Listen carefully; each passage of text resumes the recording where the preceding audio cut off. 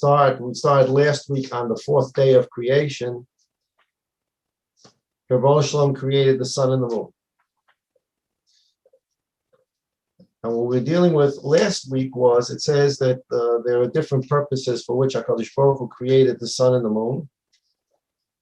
And the last purpose, the Pasuk says in Pasuk Yudalit, Lahavdil ben hayom u'ben halayla, v'hoyu la'osos u'l'moadim u'l'yamim v'shanim hoyu la'oros. So the Beraishis says that I'm going to put a sun and the moon in the sky, and the sun and the moon in the sky are going to separate day and night. It's going to be signs. It's going to be yontif. It's going to be days of a year. And it's going to it'll create days, and it'll create years, and it'll light up the heavens. So it looks like there are 6 reasons here, and the very last reason is the first reason we would have given. Yeah, the shir will continue in Shavuos on Thursday, Bli Neder. So, although it's given as reason number 6 to light up the heavens, the sun and the moon light up the heavens and they light up the earth, and that's the first thing we would answer on a question: why is the sun and the moon in heaven? To light up the earth. It's the 6th reason given in the Torah, and there are other reasons given before that. So we concentrated last week on the Mo'adim. Rashi said, Al Shem Ha'asid, Sha'asidim Yisrael Litzavas Hala Mo'adim, V'nimnim L'mol Halavona. Mo'ad here literally means a moed, the Shalosh Regalim, the Yomim Tovim. HaKadosh Baruch Hu put a sun and the moon up in heaven, so that in the future, Jewish people will be able to calculate their Yomim Tovim. We use a lunar calendar, and as we mentioned last week, we have a leap year in order to make sure that the lunar calendar matches the solar calendar from an agricultural standpoint, so that we don't end up having Pesach in the middle of the winter. Pesach needs to be b'chodesh Aviv, and in order to do that, we every so often have to add another month. The lunar calendar is 354 days. The solar calendar is 365 days. That means the lunar calendar is short 11 days every year as compared to the solar calendar. After 3 years, the lunar calendar is missing 33 days. And if you keep on doing that, Pesach revolves around the year. Pesach will be in Nisan, Sivan, Nisan, Sivan, you can go around and around. That's why you have Ramadan. The Muslims also use a lunar calendar, but because they don't have the concept of Ibriyar, so therefore Ramadan sometimes is in the middle of April, and sometimes Ramadan is the middle of November. Just keeps on going around because they're losing a full month every 3 years. So we talked about that last week, and we talked about the Sfasemes, Purim, about the concept of Mo'adim, of Yomim Tovim. But here we had, as we mentioned, an example that at Brias Ha'olam, in the 6 days of creation, God is creating something that has a purpose for the future.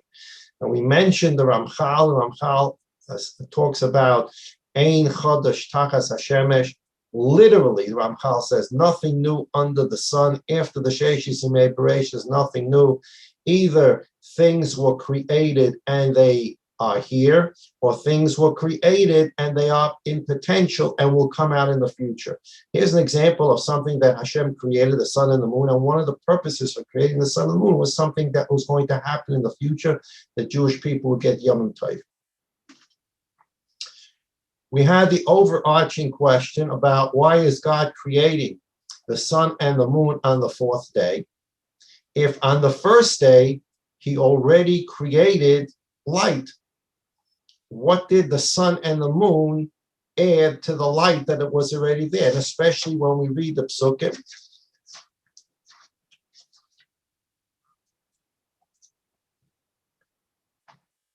On the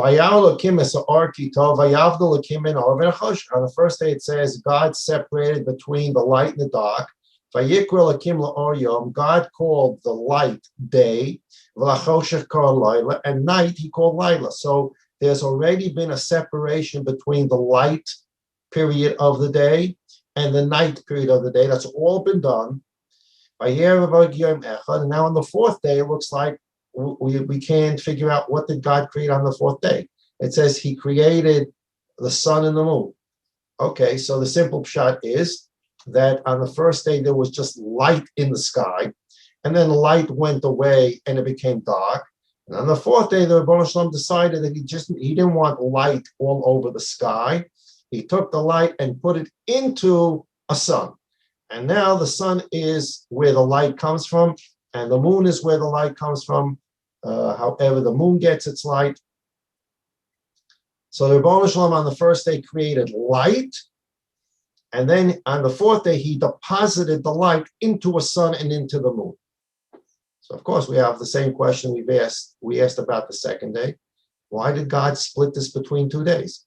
Why not on the first day create the sun and the moon and put the light into the sun and put light into the moon? However, again, the moon gets its light reflection from the sun, whatever it is. But on the very first day, the Rebbeinu Shalom is creating light. Let him put the light in the sun and the moon, and we're finished with light. Why do we split this between day one? Then we have day 2 and day 3. And on day 4, we have again what appears to be, you know what? I have a better idea. Let's take the light I created in day 1 and put it in the sun.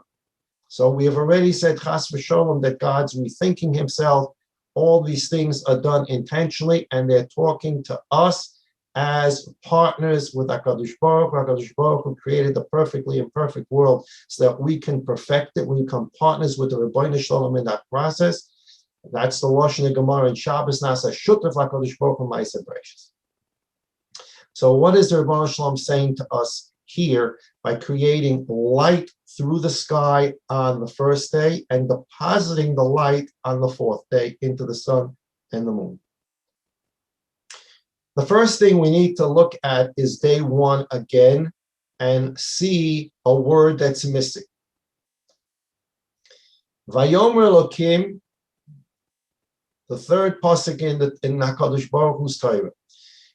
Vayomer Elokim, and the Rebbeinu Shalom said, Yehi or, let there be light. Vayehi or, and there was light. That's the entire pasuk Gimel. God said, let there be light, and there was light. Let's take a look as an example now at day 2. That's when God creates the firmament, whatever the firmament is, between the firmament, between the water above and the water below. We've discussed that at length. The Torah says, Vayas Elokim es harakia, Vayavdel ben amayim asher mitachas harakia ben amayim asher mal harakia, Vayehi chen, and it was so. And that's the language that we have almost at every act of creation.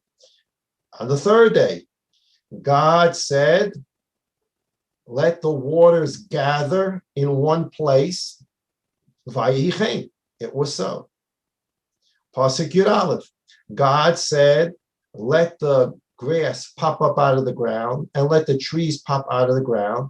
Vayehi chen, and it was so. Let's go back now to the first day of creation. Vayomer Elokim yehi or, God said, let there be light.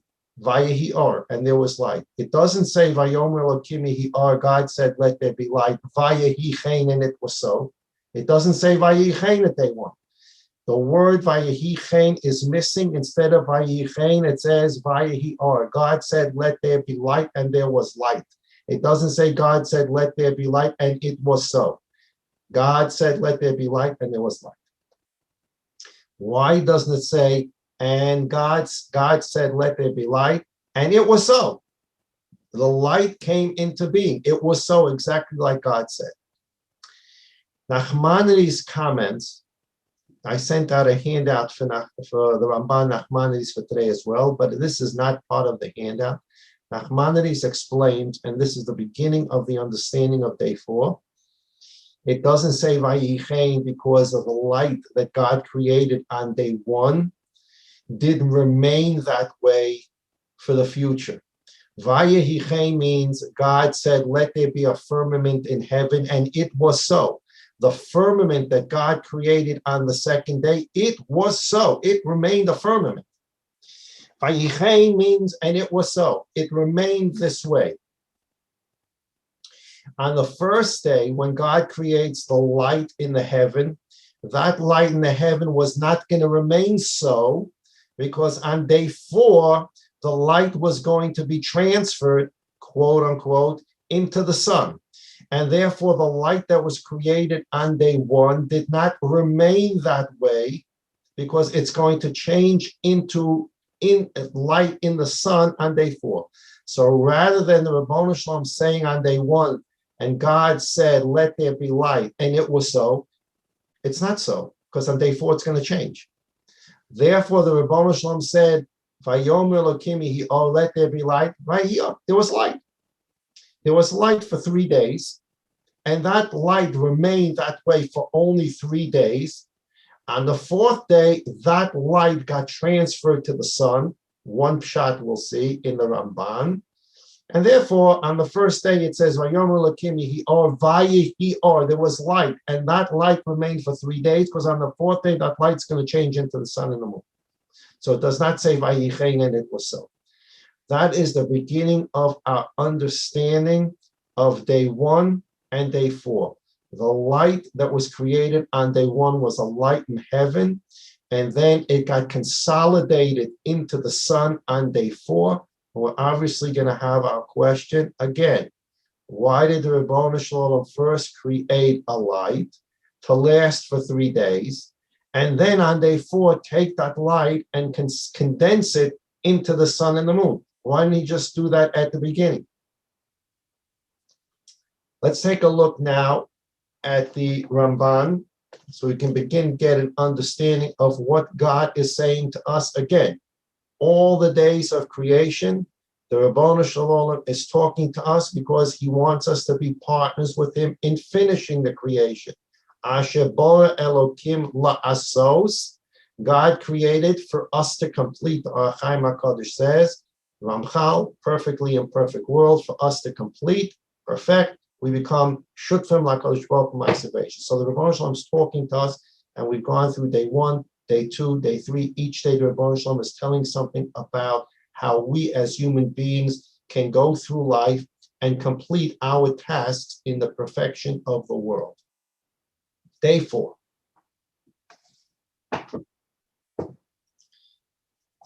It's page 53 at the top. There are 2 pages of Ramban that were distributed.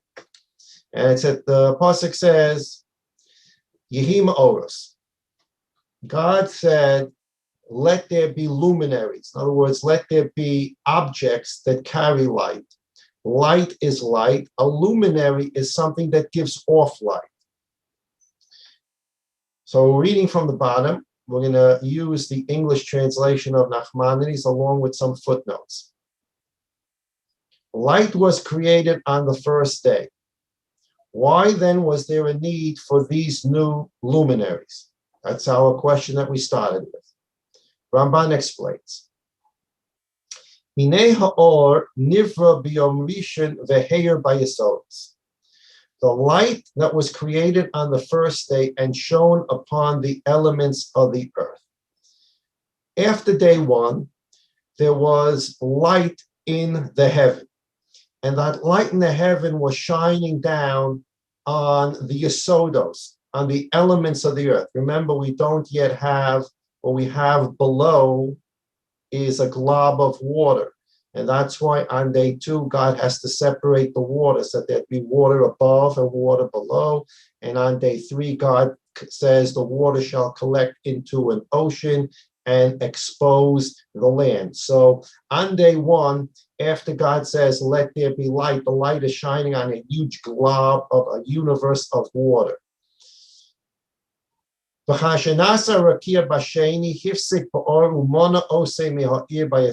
is a fascinating understanding of Nachmanides. But when the firmament was made on the 2nd day, it obstructed the light and prevented it from shining onto the lower elements. A chiddush nifla, an unbelievable understanding of the Ramban. The world was a glob of water.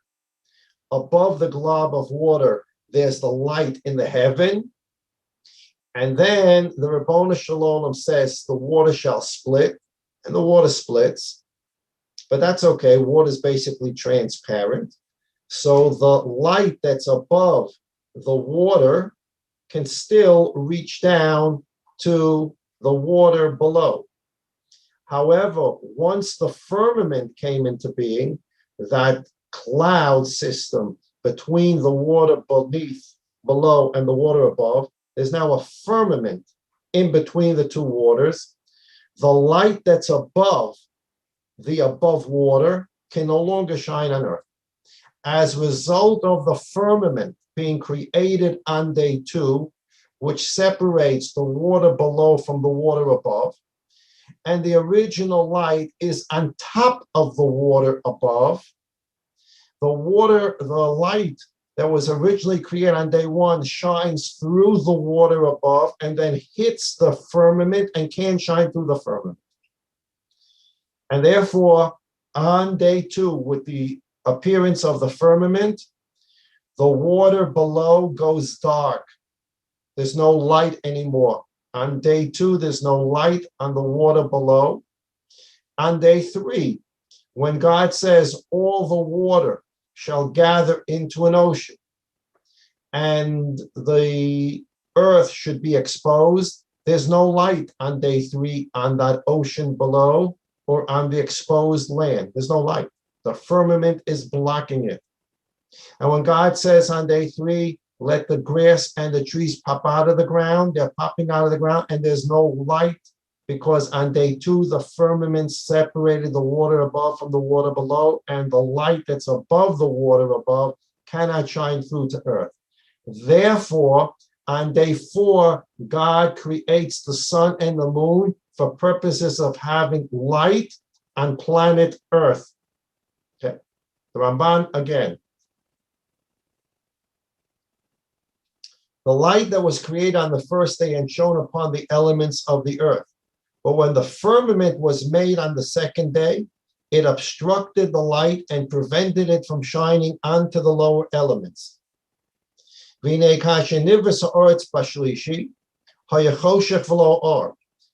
when the land was created on the third day, when God said all the water shall gather into the ocean, and the land became exposed on day 3, there was darkness and not light. On day 3, planet Earth is exposed. The water is gathered in the ocean. There's darkness on Earth. There's no light. The firmament is blocking the light. And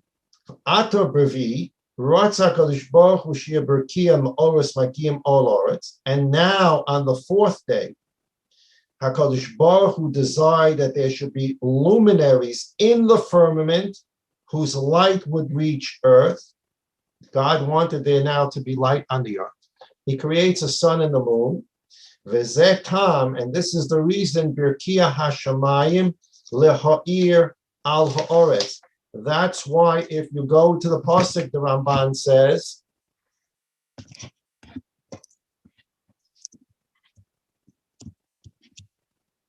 if you go to the pasuk on day 4,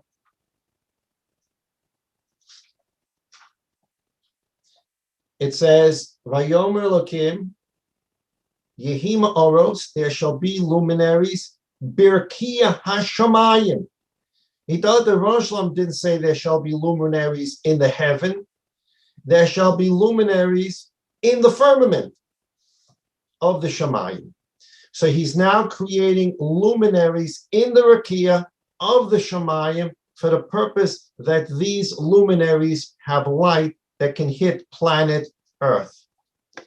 So the Ramban now explains. This is the meaning of the statement. This page, the next page of the handout. This is the meaning of the statement, in the firmament of the heavens to shine upon the earth. Ki ha'or hoy l'mayla min arkia, v'lo heir ala oretz. For the original light was above the firmament and did not shine upon the earth. So the original light is above the firmament.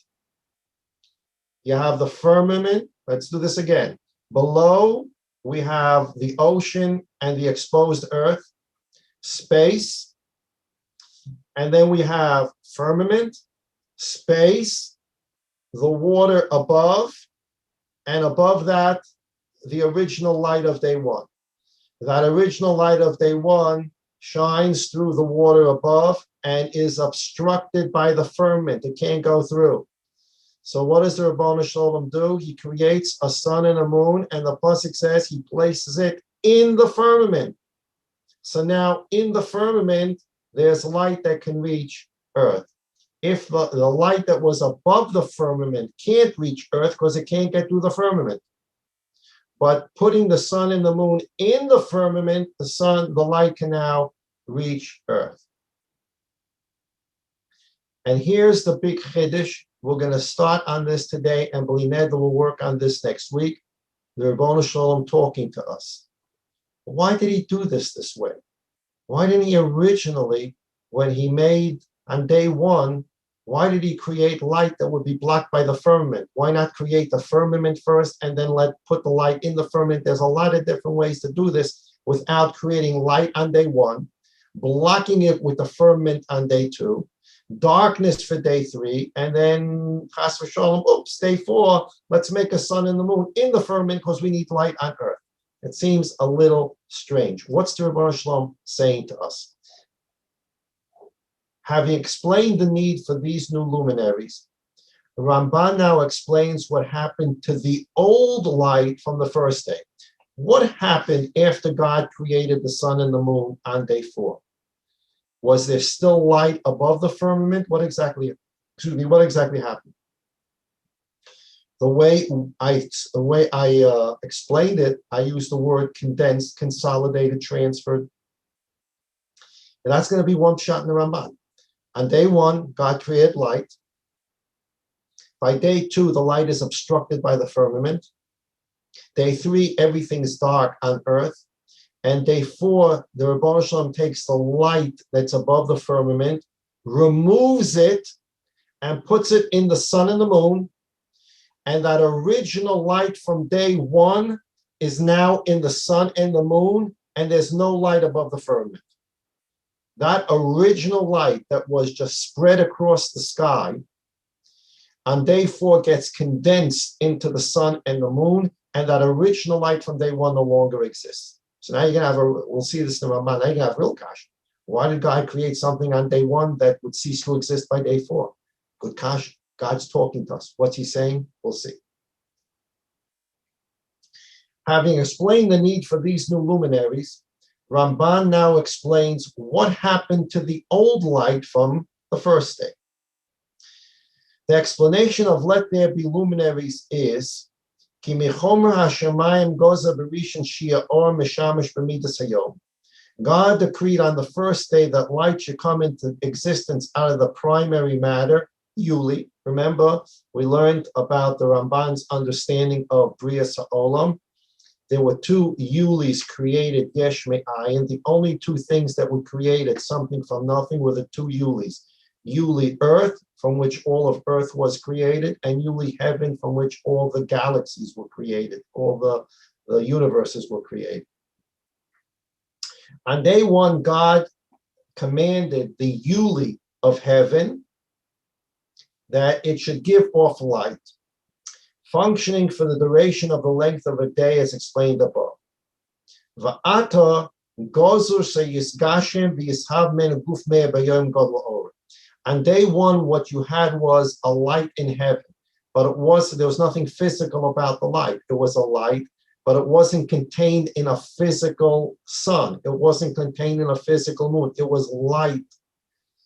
That light that existed on day one was put into a physical form of a sun and the moon on day four. And another body of smaller light that would shine by night, that's obviously the moon. And that both of them should be suspended in the firmament of the heavens, because now that they're in the firmament and not above the firmament, they can shine down on earth. So they will shine also below on earth. Footnote 172. According to this interpretation, the light of the first day became transformed into the physical luminaries, the sun and the moon, and ceased to exist in its original form. The light of the first day ceased to exist in its original form. It was taken and put into the sun and the moon. That original Vayomer Elokim Yehi, let there be light. There was such a light on day one. There was such a light on day two, but it was obstructed by the firmament. There was such a light on day three, it was obstructed by the firmament. And on day four, God said, this light is going to go into a physical form called sun and a physical form called moon. And that light that was created on day one ceased to exist in its original form, the original form being just a light in the sky. Now it took on a physical form of a sun and a moon. Its original existence ceased. That's a Chiddush Nifla, that God created something on day one, and it got transformed on day four, and its original form no longer exists in the world. That's an unbelievable Chiddush, and now we really have a question. Why did the Rebbeinu Shalom create something on day one that was going to be consolidated into forms on day four and would cease to exist? Why did you do something that was, why is one of the acts of creation, day one, the first act of creation, something that would cease to exist on day four? That's itself a Chiddush in the Ramban. The Rebbeinu Shalom created something that on day four he knew would cease to exist in its original form. What's the Rebbeinu Shalom telling us? And of course, the second question, okay, why didn't he just do it all in one day? Why is it split between day one and day four, and in between there are 2 days of utter darkness? This is the first pshat in the Ramban. There'll be a second pshat. Ramban presents a second possible interpretation, but for us, this is the first pshat in the Ramban. The light that was created on day one was obstructed on day two by the firmament. Everything went dark below. On day three, when the earth is exposed, the earth is dark. On day four, God takes the light of day one, puts it into the sun and the moon, and the original light now ceases to exist. And that's the pshat we'll be need to work on next week. What does it mean for us? Rebbe Shalom's talking to us. This is how I create. I want you to be a partner with me in creation. What do I need to learn out from the fact that something starts on day one, ceases to exist because it's going to be condensed into day four? All Yidden that need Yeshua Shav, Yeshua, so Yidden Refuah Shav, Refuah, so Yidden Nechamas Shav, Nechamas, so Yidden Brach Shav, Brach, Yeshua, Nechamas, Brachas, Refuahs, only come from the Rebbeinu Shalom, the Echad, Yochanan, Yuchad, and only comes when he wants, how he wants, if he wants it done through a shliach, through the shliach that he wants. And when we believe in this and internalize it and work on it, we do a Gili HaYichud for ourselves. We donate the Gili HaYichud to Klal Yisrael so we can come to that Gili HaYichud, that point of the Gili HaYichud, that Mashiach can come, the critical mass of Gili HaYichud. Mashiach can come and finish the Gili HaYichud, Mamish to David Tzayin Hashem, can bring Maxis HaShekel. It's still Ado. We can bring Maxis HaShekel. We can build a Beis HaMikdash, be able to bring a Korban Pesach, be able to bring korbanos. Everybody, take care of yourselves. Refuah Shalema to Moshe Zelig ben Rezel, Yosef Chaim ben Shoshana Menucha, Shmuel David HaKoyin ben Tikva Leah, L'chol Choli HaKarono, L'sov Shachali Yisor Posneu Shua Sagur Pashto Bagalos Man Krip No Mar Amen. Everybody take care of yourselves. Do what we need to do. We go where we need to go. We make cheshbonos how and when to do it so we keep ourselves safe. Post-vaccination, but whatever the case is, with masks, we want to keep ourselves healthy and well. Last two Beraishis and Choshen Mishpat, last Beragoyla Choshen Mishpat, it's a mitzvah of Hashem to keep ourselves healthy. We want to keep ourselves healthy and well because we're going to dance with Mashiach Tzedkenu and have Yameinu Amen. Everybody have a wonderful day. Tomorrow at 9:30, B'li Neder, we will do Yeshaya, and then we'll continue with Das Tabunos. And the Mitzvah Wednesday, there's no shir. and we'll send out a notice about next week. Perhaps next week we'll do some Inyonei Pesach. We'll have to come to some decision about when we're going to take the break before Pesach. Everybody have a wonderful day. Sei gesund.